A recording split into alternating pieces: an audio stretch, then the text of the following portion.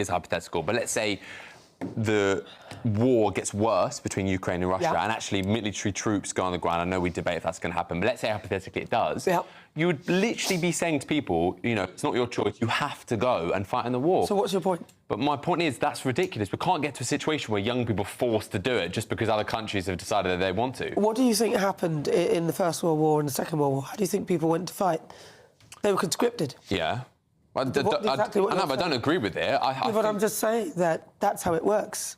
Well, that's how it worked then. It doesn't mean it has to work now. Well, I suspect it would have to, because people like you would say, oh, no, I don't want to do that, I don't want to do this, don't do that. So in the end, we would need people to fight who are of fit fighting age, which would be somebody like you.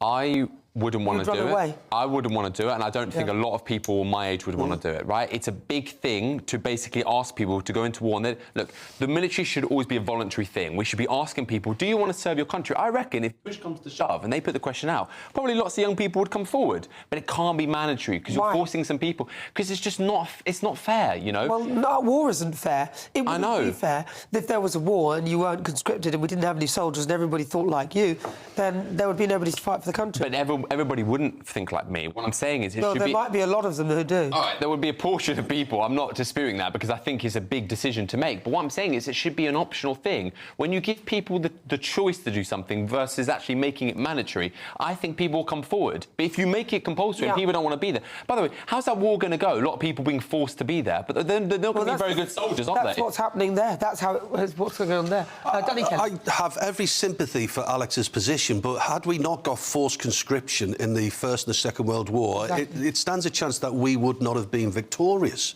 in the Second World War. And that applies, by the way, for the German troops as well. They didn't want to fight. You know, to be a soldier is a volunteer profession. You volunteer for it. Now, in Ukraine at the moment, they have an army, and then they've got their reserves, and now they're having to actually... And have you seen the videos online? They're actually press-ganging young men. They're sort of like stopping them outside nightclubs. Where's your ID? Right, you're within this age bracket. Get in the back of the van. And it's just so distressing to see. But unfortunately, I agree with Alex. I don't think we should, at this moment, have forced conscription.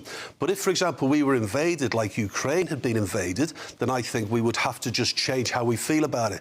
Because my position is that in the Second World War, people were forced to fight. They didn't want to fight. They were forced to fight. Well, actually, you say that, but some people actually lied about their age. Some 14 and 15-year-olds actually said, I'm 16, or whatever the threshold, if it was 18.